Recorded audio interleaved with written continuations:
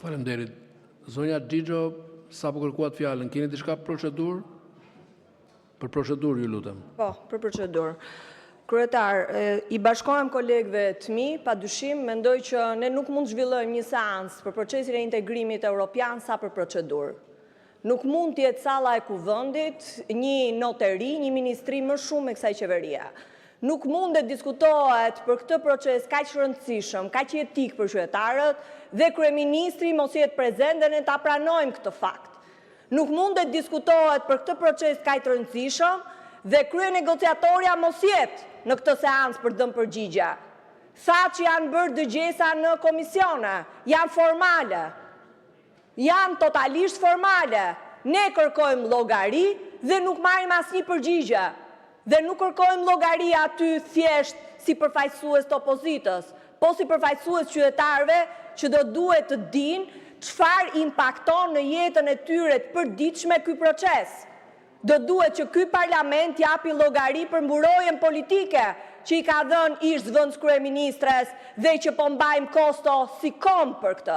Do duhet që kryeministri të japi llogari për një deklaratë që ka bërë me presidentin Vučić dhe që nuk është mandatuar nga ky parlament për një korsi të tjetër të procesit integrimit evropian dhe jo korsinë e antarësimit plot me drejtat plota në Bashkimin Evropian.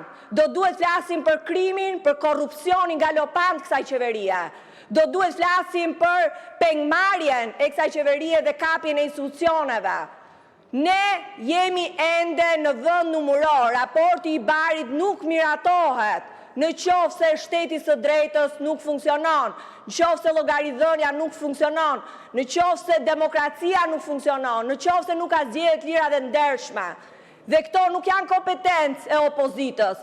Këto janë të gjitha përgjegjësi e kësaj qeverie. Do duhet ta dinë qytetarët shqiptar që këtë proces nuk po e vonon, nuk po e pengon opozita, por qytetarët, por qeveria.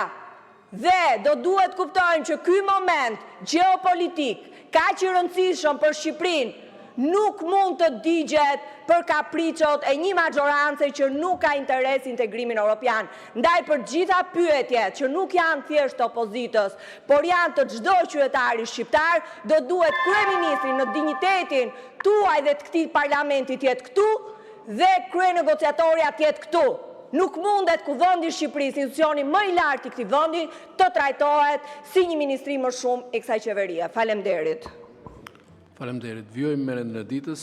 Pika e tretë, mocion me debat për problematikat e konstatuara nga raporti vjetor I Departamentit të Shtetit për klimën e investimeve në Shqipëri dhe gjetjet e progres raportit të Komisionit Evropian. Pika e katërt, projekt rezolut për procesin e antarësimit të Republikës së Shqipërisë në Bashkimin Evropian. Në mbledhjen e konferencës kryetarëve